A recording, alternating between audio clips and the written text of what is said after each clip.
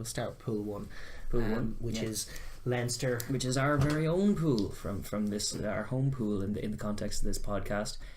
Just going back to those double headers. I just start with the pool. I was thinking the table now ahead of this week, where obviously Leinster are playing Toulouse in Dublin. It has Toulouse at 17 points, top of the pool. Leinster second place on 15. Bath and Wasps bringing up the rear. 5 and 3 respectively. I was going to save them the embarrassment of reading their total.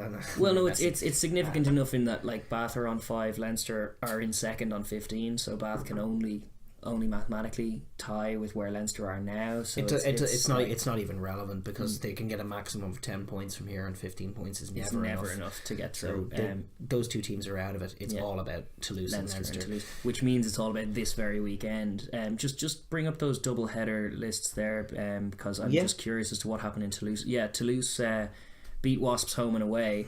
The first game they had was against Wasps in Wasps, where they won 24-16, which was a good, like, they ground that one out and looked just stronger and better throughout, and then they did tear it up in what was a very pretty game, 42-27 in Toulouse. Wasps did fire some shots, but they did just look completely outclassed by what's becoming a very, very classy looking Toulouse team. And then Leinster's double headers obviously were against Bath. The first game was a scrappy affair. It was away from home. They only won 17-10. It was a bit of a once off kind of game because of the mud. I'm pretty certain, like, it happened in years gone by before they changed the layout. Some teams had to play in zebra and stuff, and those pitches are pretty bad, but I can't think of a worse playing surface than what Bath have going on in the Rec this year.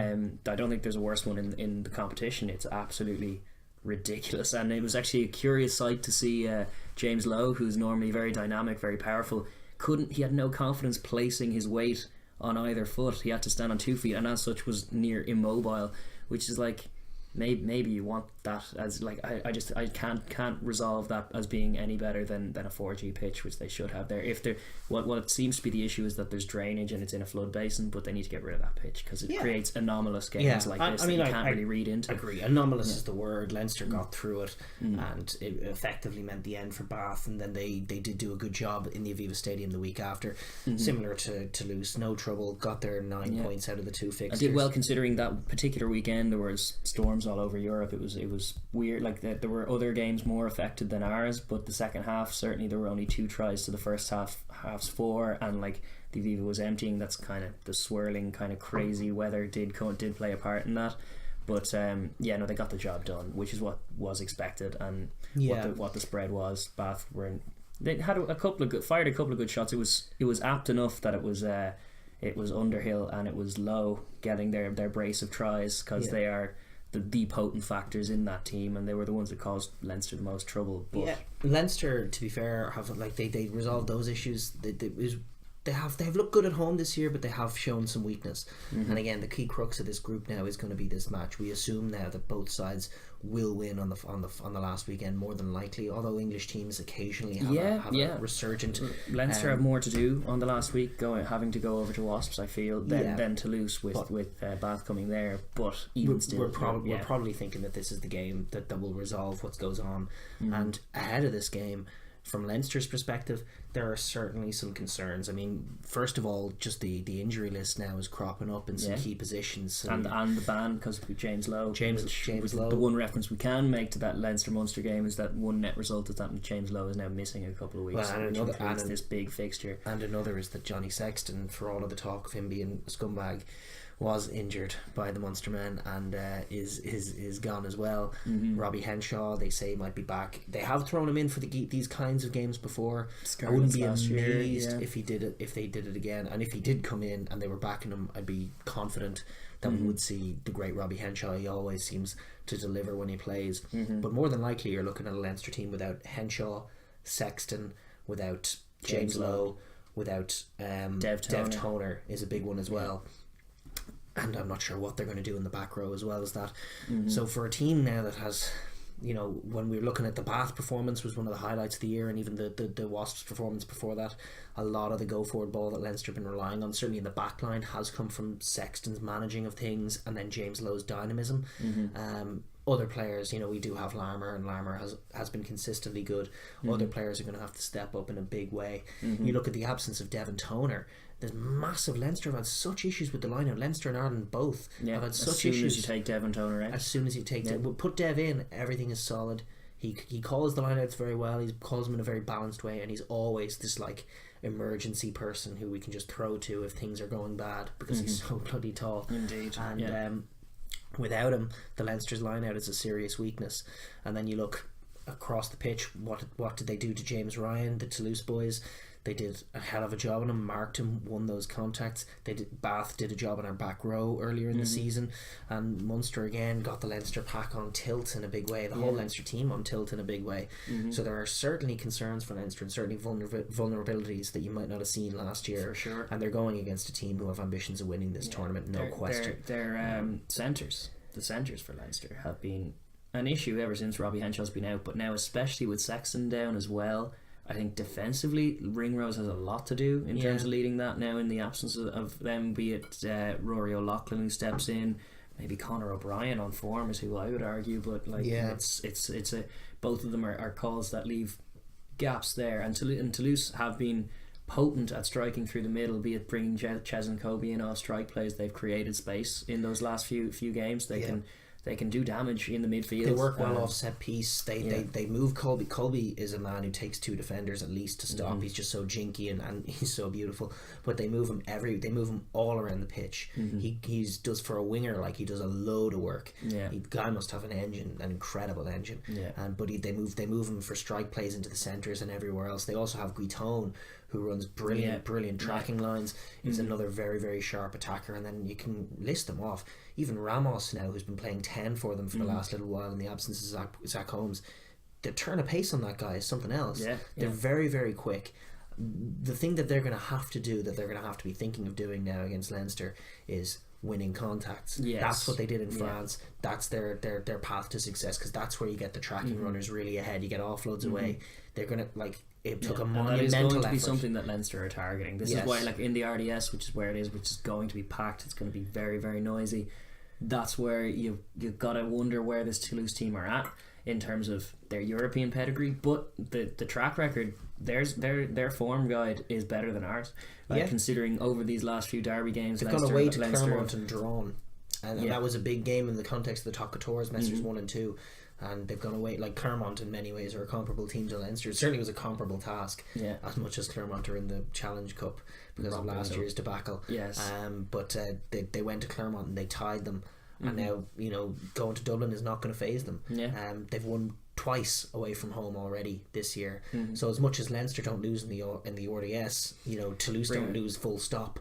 And they're going to come in with a lot of ambition and power. But like with most of games, one of the themes of this sequence of podcasts that we've done has been that winning collisions is so massive in these big games.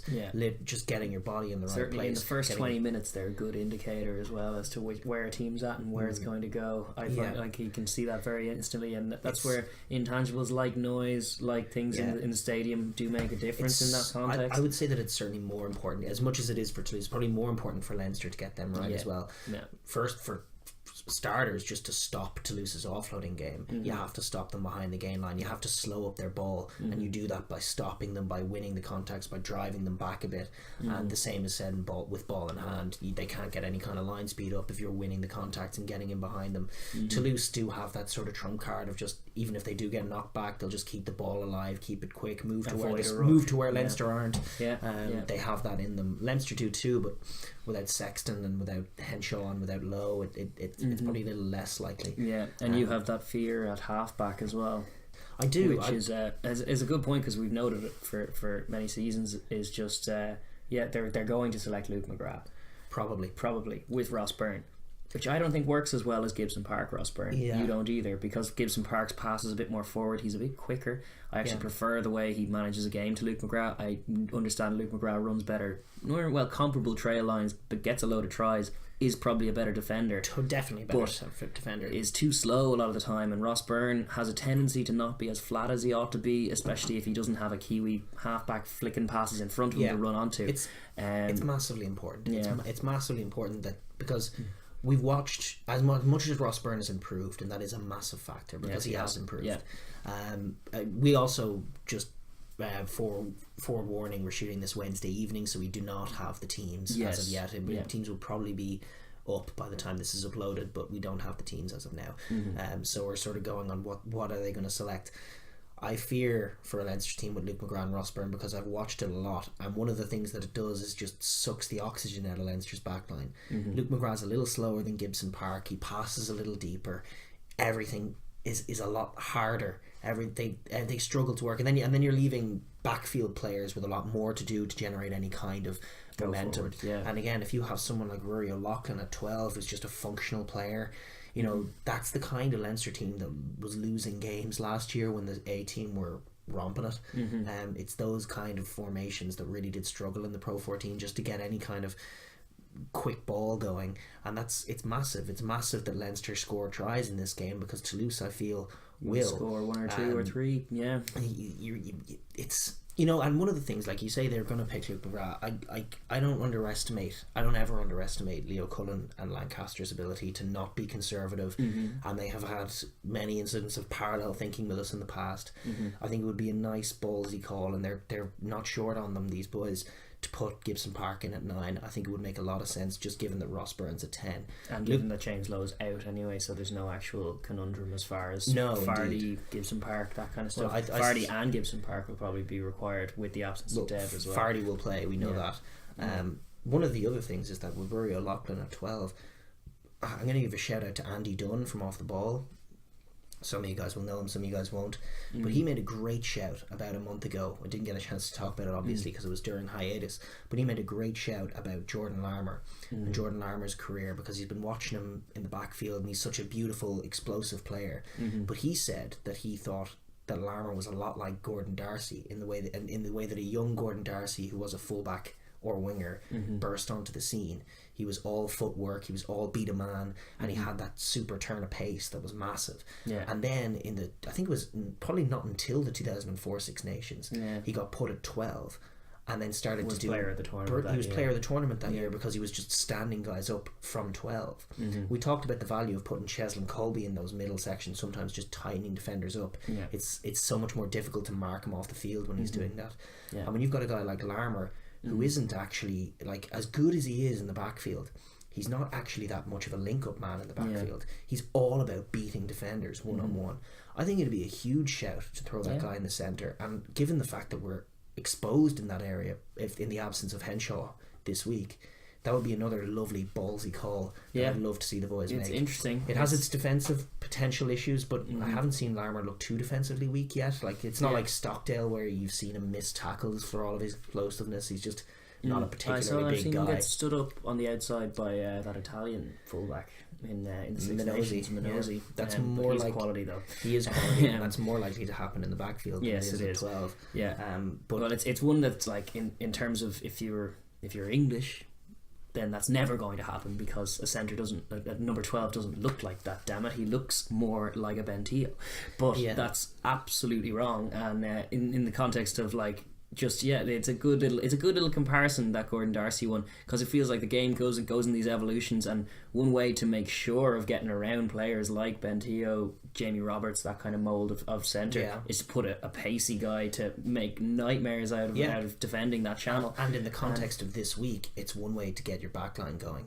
because the last thing that we need is just Gary Ringrose and whoever plays on the wing, if you put Larmour on one wing and which I suspect more likely to be the call. I think it is more likely to be the call. I agree with you. And Larmour perhaps on the left wing, and maybe Adam Byrne on the right wing with Rob at fullback. I would be okay with that as well. Well, you're hoping for. Well, I certainly would put Adam Byrne in, because you got Ross Byrne and his boot. You got to have that. Be cross kicking towards Adam Byrne, but put him on Colby. It's if Colby's running. Colby's going to be on the right wing though. Yeah, but I on the left wing. Yeah, I never see for the cross kicks. I like that idea. I don't think we do it anywhere near often enough, just in terms of those matchups. Just for the vertically challenged, just put a massive receiver. I'd still back Adam Byrne against Maynard. Anyway. Yeah. Maynard's played more at fullback though. He's like it just brings it more into the balance than it need to be. Sometimes. I don't think they keep Colby in the backfield that much anyway, do they? For those kicks, I'm not sure. I think they do for counter. I've seen them counter attack a few Yeah, weeks. I'm not sure. But certainly they're going to have to play with their attack, because if what the percentage call would be, like we always say when Joe Schmidt's about to pick a side, we can name it on the Monday before, or the Monday 2 weeks before, and that side that you would pick, the Joe Schmidt side, would be with Rory O'Loughlin at 12, and with Gary at 13, and Ross Byrne at 10, and Luke McGrath at 9, and there's a danger there of not actually getting anything going with their backline at all, and not scoring enough tries. That said, those kinds of games can be won by Leinster in a different facet entirely, when it's just the 8 doing the job, which happens a lot in Dublin, where teams that have quality packs still just get bullied, and scrum time becomes an issue. And you're talking about, as good as the Toulouse forwards are, and you're talking about, I would say, two of, well, in Cian Healy's case, one of the best loose heads in the world right now, the best loose head over the last decade in the world. Consistently, comfortably, and then you have Tyg Furlong, who is the standout tight head of this year, of many of the last few years, and perhaps like the most explosive tight head you'd ever seen. And these guys, one of the things that Tyg has to be careful of is the clean out, though, because it looks like they're starting to watch that, and he is a man for flying into a breakdown. Yes, he is. But generally speaking, there's massive strength coming from the Leinster front row. You got Sean Cronin in there as well, who's extremely explosive. So you've got 8 really dynamic physical players who can do serious damage to the Toulouse pack. You're going to have Fardy and Ryan in there as well, so they're going to be attacking perhaps Ryan again. That's what they did in the first game. They sort of waded through all the fog of all the Leinster excellence and decided that Ryan is the key man to getting the go forward ball, and snuffed him out. And that was brilliant of them. Leinster going to have to be leaning on other players. You want to see Fardy on the ball. Fardy's form has been a little bit so you need to see him on the ball a bit more. You need to give him a bit more responsibility, let him be that driver of go forward ball. And then the back row battle is anybody's guess. As good as Leinster's back row has been, form wise, I don't know how good they've been. And Toulouse, Jerome Kino and the boys are very, very good as well. Well, against Bath was the first time I've ever seen Josh van der Fleer struggle for the physicality of a game and have to be removed because he wasn't doing well. That was Ed Bath in the Dublin leg of that. He was just being outplayed by Underhill across the board in the physical toll and in the Dublin leg, the one that Dublin leg. He got taken off because Dan Levy was right, you're right about that.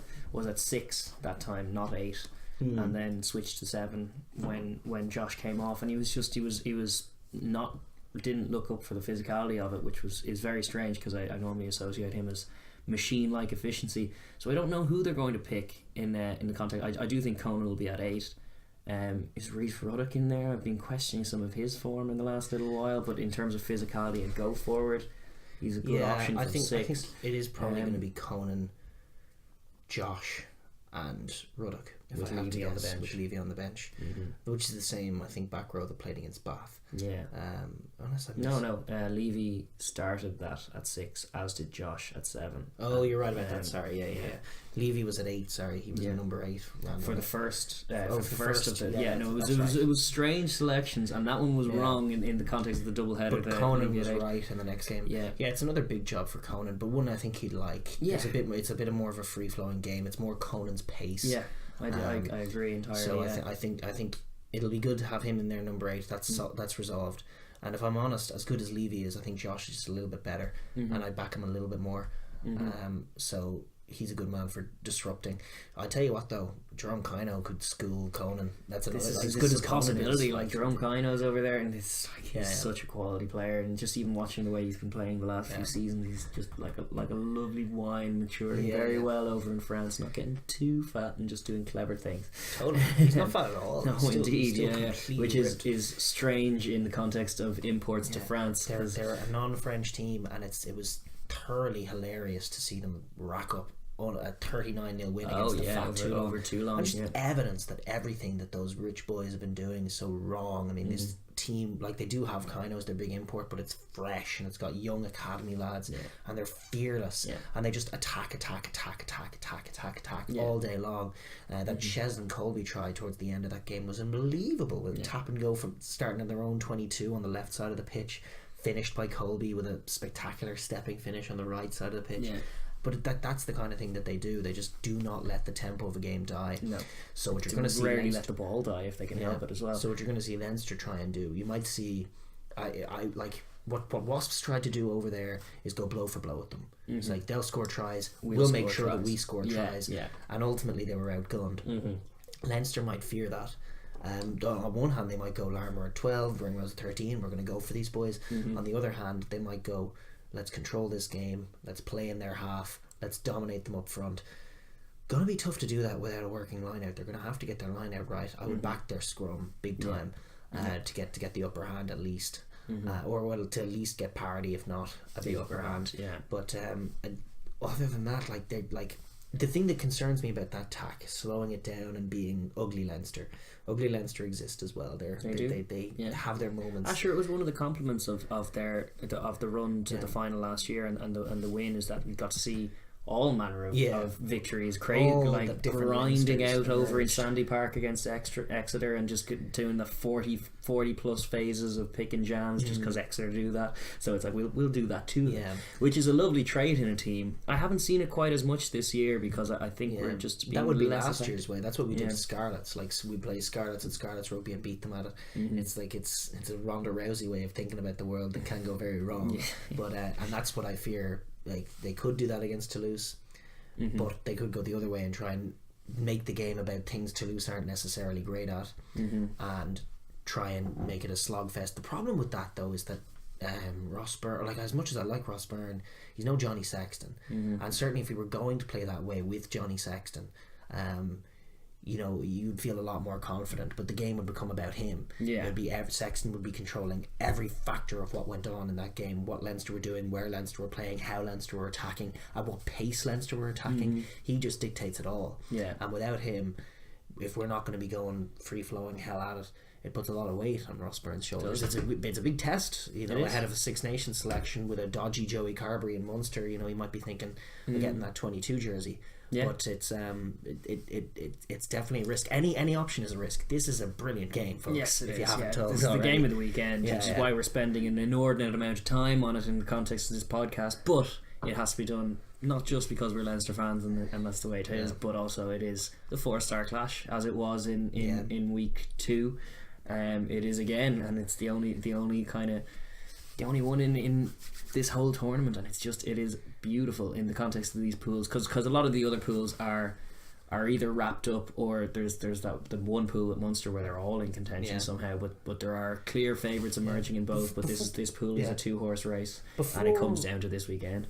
Before we wrap up on this Leinster, I'm not going to ask you for prediction because we don't really. I mean, what good is it? We don't need point. There's so many things to predict. There's so many different factors you have to predict in a prediction. How is a team going to play? Who are they going to select?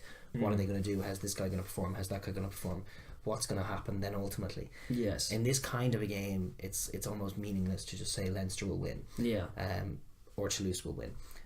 So what I'm going to ask you is, in the context of being Leinster fans, what would you go for? How would you try and beat Toulouse if you're a Leinster coach ahead of this game? What are you going to do? Who are you going to pick where, and how are you going to attack them? I'm going to target them aerially with Adam Byrne and Rob Kearney and Ross Byrne's boot. That's certainly going to be a factor. I'm going to try and just pin them back and smash them with Gary Ringrose leading the line. Smash them way behind, disrupt them at scrum time, disrupt them at line out time if possible, and just kind of arm wrestle them, grind them out, try and get a 10-point cushion going into half time would be ideal in that scenario, with a capacity to score a few tries in the second half ideally, but making allowances for Toulouse coming and making a mockery of that and scoring a try whenever we score a try and ruining that whole plan. But still, I'm backing Leinster's nous to, in the context of that game, be the ones who fall over the line with the winning score. If it comes down to a 1-score game, I kind of back us to be the ones to nick it in that context. But I also think that's probably it's the safest option because it gets some of the big game players who affect the outcomes of these games are the likes of your Cian Healy's, your Tyg Furlongs, your James Ryans, your Dan Levy's if they're on the pitch, or if you're, it's getting that pack involved and just rectifying what was definitely a shock to them in Toulouse. Just how they didn't have it their own way. And you would expect them to be geared up and ready for it, and that's probably the most determinative factor, because one of the things that can happen, I like the strategy, especially aerial. I think I would do that no matter what kind of game plan I was playing. I think you would involve some crossfield kicks to Adam Byrne and some up and unders to Rob, especially just because they're quite small. They're quite vertically challenged. Their back three are pretty small, and certainly as good as Little Ramos is, or even I'm not sure if Zach Holmes is back or not yet. I don't think he is. Like neither of those guys I would back to be brilliant managers of a game in terms of if it comes down to that, the boot. But one of the things that can happen to a side that tries to slow everything down and pin an opposition back, like Toulon probably tried against Toulouse, is it can just affect your whole mindset. You know, it's like, all right, we're kicking deep for the corner, we're going to trot up slowly, then we're going to bash you back, and then Toulouse will just, apropos of nothing, just tap and go a penalty on their own line and just constantly try and be tempo and just catch you out and force you to move at their speed. And when you're planning on moving slower than that, it can be jarring. It can be. But Leinster's flowy tempo is pretty quick as well. It's a slightly different kind of pace to what Toulouse tend to present a more frenetic picture than Leinster, which is quite flowy but is all the same quick when they're on it.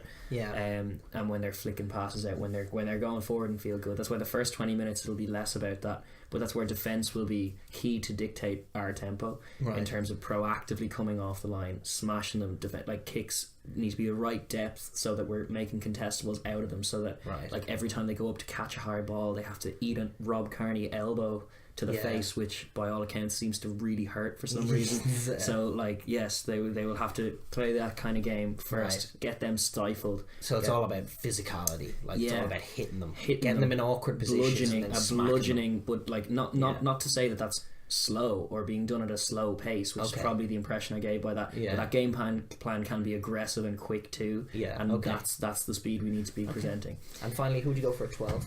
At 12, oh, do you know, Conor O'Brien? I'd be tempted for Conor O'Brien. I've been so impressed with that boy. He's big, man. He's actually big and strong and plays there. So it's like I like the idea of Larmour at 12. Like I like that idea as a novelty, but I'm not doing it against Toulouse. Okay. But I would, like, compared to Rory O'Loughlin or Noel Reid, who are the two more senior players who've been filling that role, they're not as impressive as Conor O'Brien in that shirt. Conor O'Brien is impressive at 12 or 13. He's an out and out centre. He's bigger than both of them. He's a better defender, and if he has ringrose outside him, like, I'd be going for that, and it would be a big cap for him. But I don't know if that's going to be the call. In fact, I think it's going to be Rory O'Loughlin. He's in the squad anyway. He is now. Yeah, he wasn't before. It's some curious thing. No, he just wasn't named in the original panel for Europe. And in order to, you have to re-register a player. Like, and there's only a certain limit of players, and you fill them all up with the players you want at the start of the season. And then if someone gets injured, you can replace them, or you can replace someone tactically if you want, I think. And it was Joe Tamani's place who he eventually replaced when he became injured. But you have to re-register players. They didn't bother doing it over Christmas for no good reason. But he's been playing really, really well. He's one of the breakout players of this season. It is a call, in a position where we've had injury problems, it is a call that is not out of the question for Lancaster and Leo to make. No, it's true. He'd form, I think. Yeah.